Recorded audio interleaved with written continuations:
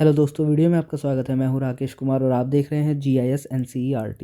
दोस्तों, आज हम हल करने वाले हैं कक्षा 10 के गणित विषय की प्रश्नावली 1.2 को। बाकी इससे पहली प्रश्नावली 1.1 को मैंने इससे पहले वीडियो में हल करके बताया है। अगर आपने अभी तक वह वीडियो नहीं देखी है तो ऊपर आई बटन पर आपको उस वीडियो का लिंक मिल जाएगा। आप लिंक पर क्लिक करके उस वीडियो को देख सकते हैं। ठीक है, तो चलिए फिलहाल आज की वीडियो को शुरू करते हैं।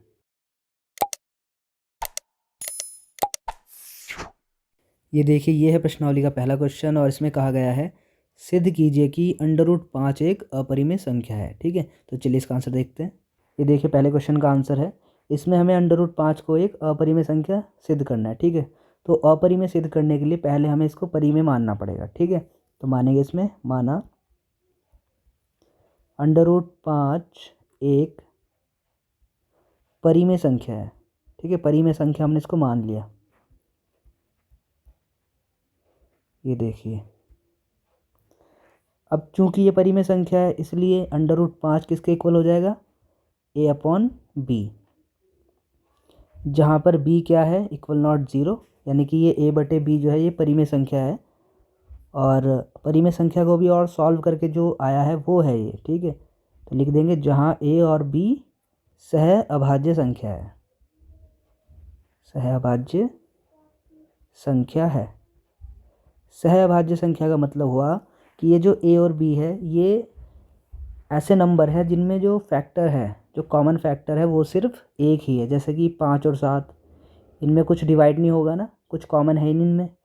5 और 7 में सिर्फ एक ही कॉमन है, तो ऐसी संख्याओं को हम सहभाज्य कहते हैं। या 2 और 3, ये भी सहभाज्य संख्या है। या 11 और 13। ठीक है, तो इस टाइप का नंबर हो गया ये a/b यहाँ पे। ठीक है, अब देखो यहाँ पर √5 के गुना b में कर देंगे, क्रॉस मल्टीप्लाई, तो हो जाएगा √5b बराबर a, ऐसे रहेगा ये। ठीक है, अब लिखेंगे दोनों ओर वर्क करने पर, दोनों ओर क्या कर देंगे, हम वर्क कर देंगे। ठीक है, दोनों ओर वर्ग करने पर, ये देखिए दोनों ओर हम वर्क कर रहे हैं, तो यहाँ पे आएगा √5b इसका होल स्क्वायर बराबर a स्क्वायर कर दिया। ठीक है, इसको हम बोलेंगे समीकरण नंबर 1। अब √5 का स्क्वायर करेंगे तो 5 ही आएगा, b का स्क्वायर करेंगे तो b स्क्वायर हो जाएगा, और ये a स्क्वायर ऐसे रहेगा। ये बन गए समीकरण नंबर 1। ठीक है, इसका मतलब क्या हुआ, इसका मतलब हुआ अतः 5a स्क्वायर को विभाजित करता है। इसका मतलब ये हुआ, विभाजित करता है। ठीक है, यहाँ पर आप देख सकते हैं 5 है, दूसरी साइड लेके जाएंगे तो a स्क्वायर के अपॉन में आएगा, मतलब 5 a स्क्वायर को डिवाइड कर रहा है। तो ये बात हमने यहाँ पे लिख दी है। अब जब ये 5 a स्क्वायर को डिवाइड कर रहा है इसलिए 5 a को भी विभाजित करेगा। ठीक है, a को भी विभाजित करेगा, ये हमने यहाँ पे लिख दिया है। ठीक है, अब चूंकि 5 a को विभाजित कर रहा है इसका मतलब हुआ a बराबर 5c, जहाँ c एक पूर्णांक है, जहाँ c क्या हो गया, एक पूर्णांक है। ठीक है, अब ये a बराबर 5c मैंने क्यों लिखा, देखो इसका मतलब ये इस तरीके से मान के चलो। आप मान लो a कोई नंबर है 10, ठीक है, और 5 इसको डिवाइड कर रहा है। ठीक है, तो क्या आएगा, इस तरीके से इसको लिख सकते हैं ना, 5 गुना 2। ठीक है, तो इसका मतलब ये तो हो गया, यहाँ पर a मान लो ये 10 है और ये 5 देखो ये रहा। c कौन सा नंबर है, c उसके साथ में मल्टीप्लाई जो हो रहा है वो नंबर है। इस तरीके से आप समझ सकते हैं। ठीक है, तो इस तरीके से हम इसको लिख सकते हैं। ठीक है, और ये हो गई समीकरण नंबर 2। अब हम यहाँ पे लिखेंगे समीकरण 1 व 2 से, समीकरण 1 व 2 से ये जो वैल्यू है ये बराबर 5c, ये उठा के रख देंगे समीकरण 1 में। ठीक है, तो 5b square equals to a square, a का मतलब हो गया 5c, उसका स्क्वायर कर देंगे तो 5b स्क्वायर, ये हो गया 25c स्क्वायर। ठीक है, अब देखो इस 5 से डिवाइड कर देंगे, 5 पंजे 25, तो b स्क्वायर 5c स्क्वायर, ये हो गया। अब आप यहाँ पर भी देख सकते हैं, अतः 5b स्क्वायर को विभाजित करता है। ये देखिए, यहाँ पर जो 5 है ये b को डिवाइड कर रहा है, क्योंकि अगर ये 5 इधर आएगा तो नीचे आ जाएगा ना b के। ठीक है, इसलिए 5 b को भी विभाजित करेगा। ठीक है, हमने लिख दिया यहाँ पे। अतः हम कह सकते हैं ए और बी में एक उभयनिष्ठ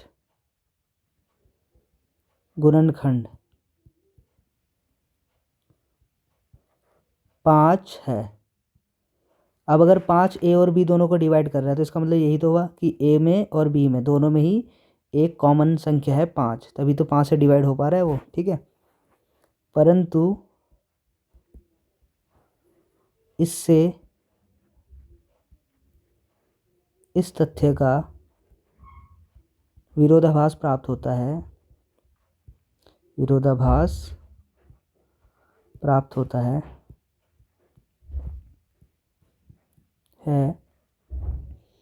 कि ए और बी सहअभाज्य संख्या है, सहअभाज्य संख्या है। ये दोनों सहभाज्य संख्याएं हैं।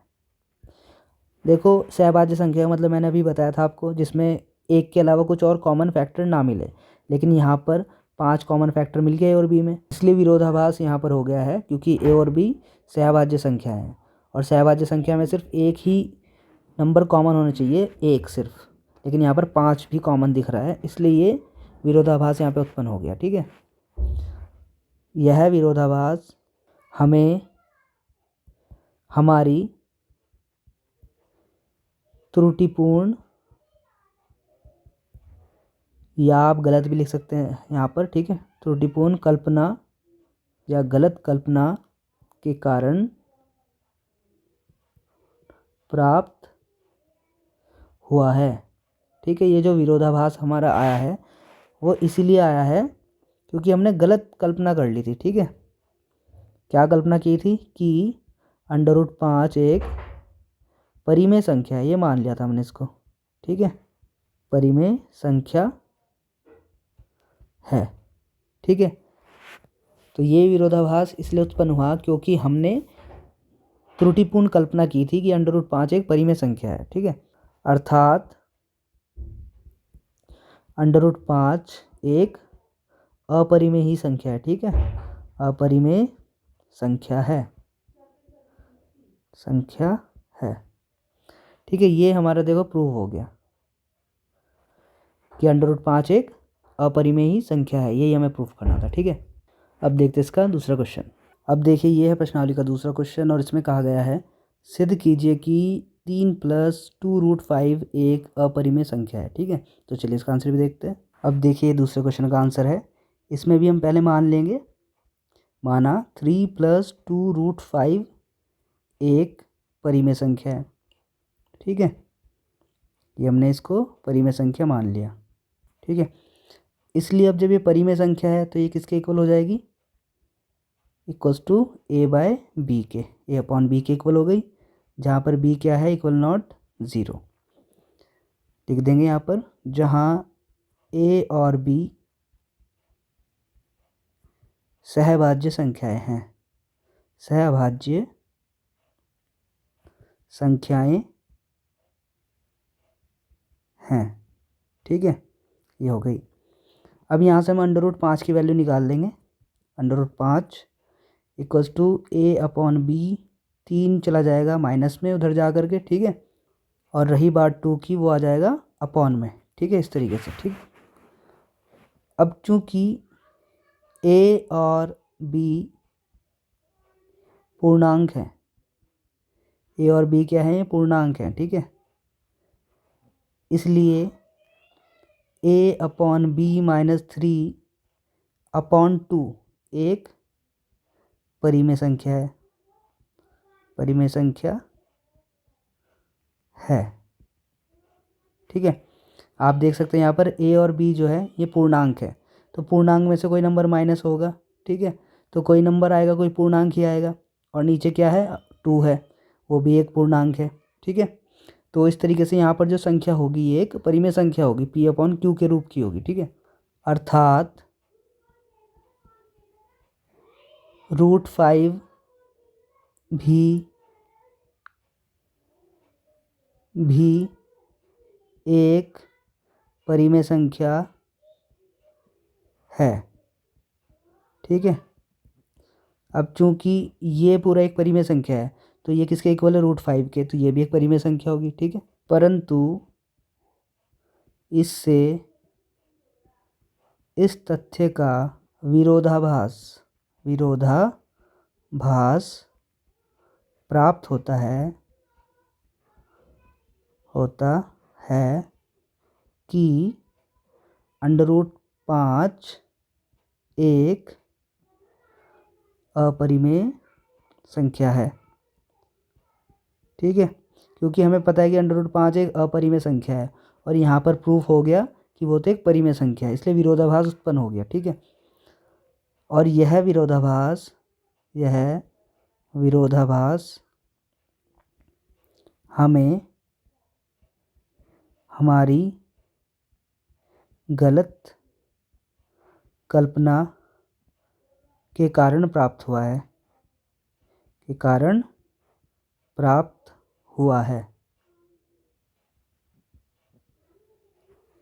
कि 3 + 2√5 एक परिमेय संख्या है।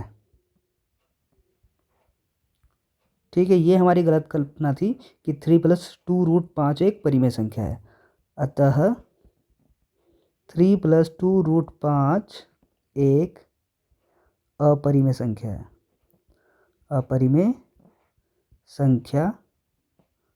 है। तो फाइनली एक अपरिमेय संख्या है। ठीक है, तो ये हो गया प्रूव्ड। अब देखते हैं इसका तीसरा क्वेश्चन। अब देखिए, ये है प्रश्नावली का तीसरा क्वेश्चन और इसमें कहा गया है सिद्ध कीजिए कि निम्नलिखित संख्याएं अपरिमेय हैं। 3 पॉइंट दे दिए गए हैं यहाँ पर। ठीक है, तो चलिए इसका आंसर भी देखते हैं। ये देखिए थर्ड क्वेश्चन के फर्स्ट पॉइंट का सॉल्यूशन है। इसमें भी हम इसको मान लेंगे। माना 1/√2 एक परिमेय संख्या है। परिमेय मान लो, फिर अपरिमेय प्रूफ कर देंगे। ठीक है, परिमेय संख्या है। ठीक, अब चूंकि ये परिमेय संख्या है इसलिए ये इक्वल हो जाएगी a/b के, जहाँ पर जो b है =0, क्योंकि देखो परिमेय संख्या p/q के रूप की होती है, तो a/b है, ये भी वही चीज़ है। ठीक है, लेकिन जो यहाँ पर जहाँ a और b सह अभाज्य संख्याएं हैं। ठीक है, सह अभाज्य संख्याएं हैं।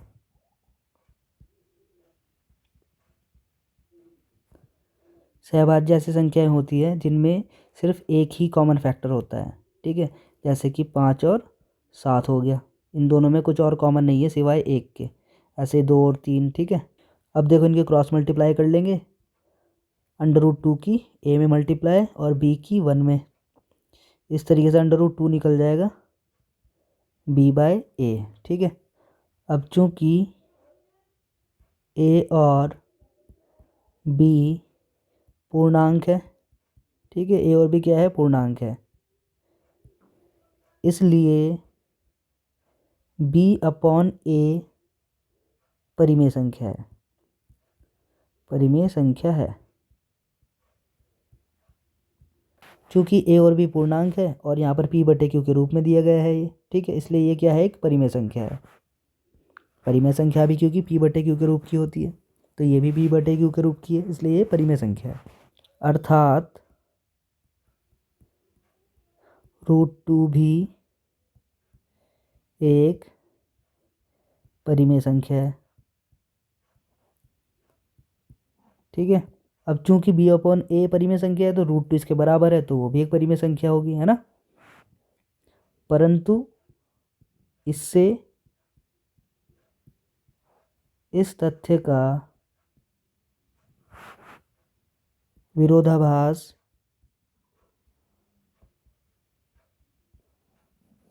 प्राप्त होता है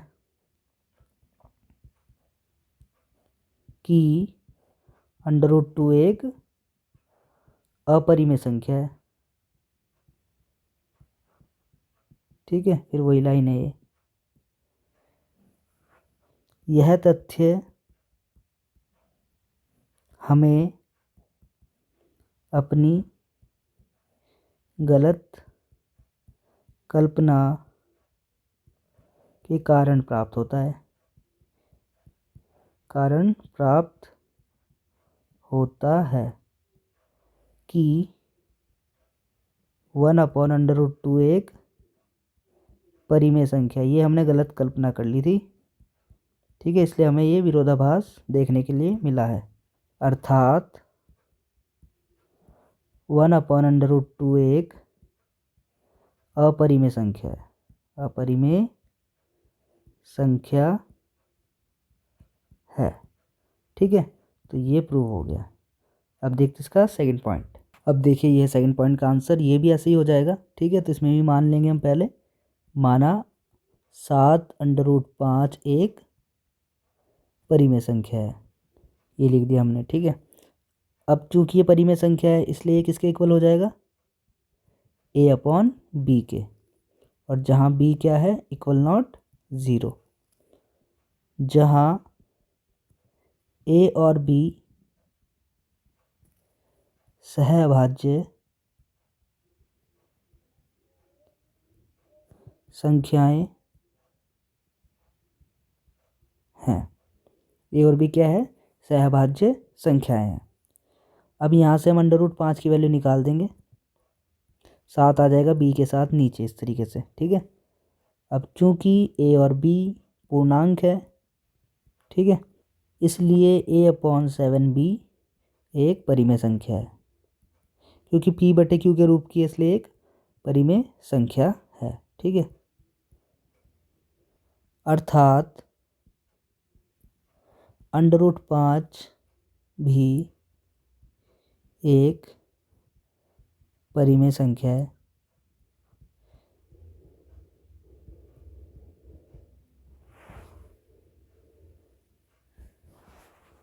ठीक है। ठीक है, चूँकि a/7 भी एक परिमेय संख्या है, तो ये √5 इसके इक्वल है, तो ये भी एक परिमेय संख्या होगी। परंतु इससे इस तथ्य का विरोधाभास प्राप्त होता है कि √5 एक अपरिमेय संख्या है,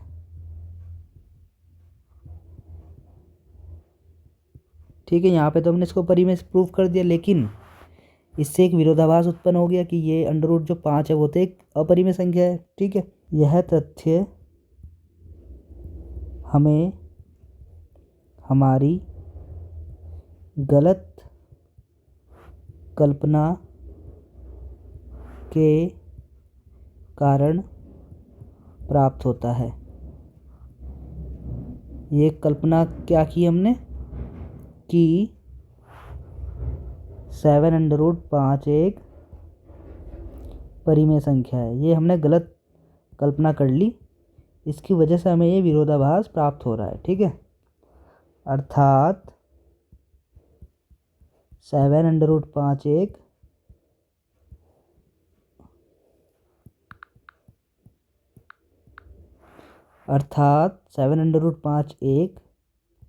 अपरिमेय संख्या है, ठीक है, अपरिमेय संख्या है। ये भी प्रूव्ड हो गया। अब देखते इसका थर्ड पॉइंट। अब देखिए ये थर्ड पॉइंट का सॉल्यूशन। अब देखिए ये थर्ड पॉइंट का आंसर है, इसको भी ऐसे ही करेंगे। मान लेंगे पहले, माना 6+√2 एक परिमेय संख्या है, परिमेय संख्या है, ठीक है, ये मान लिया हमने। इसलिए जब ये परिमेय संख्या है तो ये a/b के इक्वल हो जाएगा, जहाँ पर b इक्वल नॉट 0 है, और जहाँ a और b सहअभाज्य संख्याएं हैं, ठीक है। a और b क्या है, सहअभाज्य संख्याएं हैं। यहाँ से हम √2 की वैल्यू निकाल लेंगे, 6 इधर जाएगा तो माइनस में आ जाएगा इस तरीके से, जैसे कि आप देख सकते हैं, ठीक है। अब चूंकि a और b पूर्णांक है, इसलिए a/b-6 एक परिमेय संख्या हो जाएगा, ठीक है, एक परिमेय संख्या है। अतः √2 भी एक परिमेय संख्या है, ठीक है। चूंकि ये परिमेय संख्या है तो ये इसके बराबर है, तो ये भी एक परिमेय संख्या हो गई, ठीक है। परंतु फिर वही बात लिखनी है, इस तथ्य से यह विरोधाभास प्राप्त होता है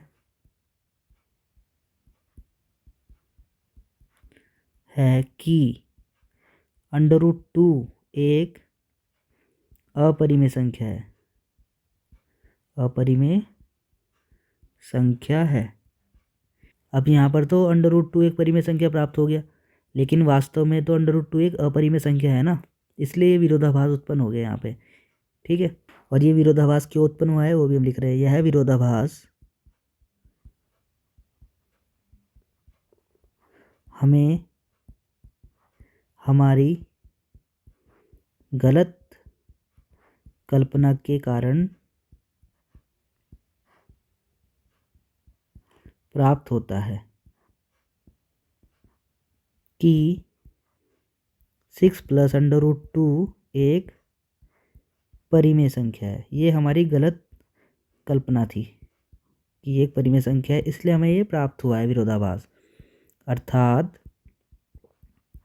6 + √2 एक अपरिमेय संख्या है, अपरिमेय संख्या है, ठीक है।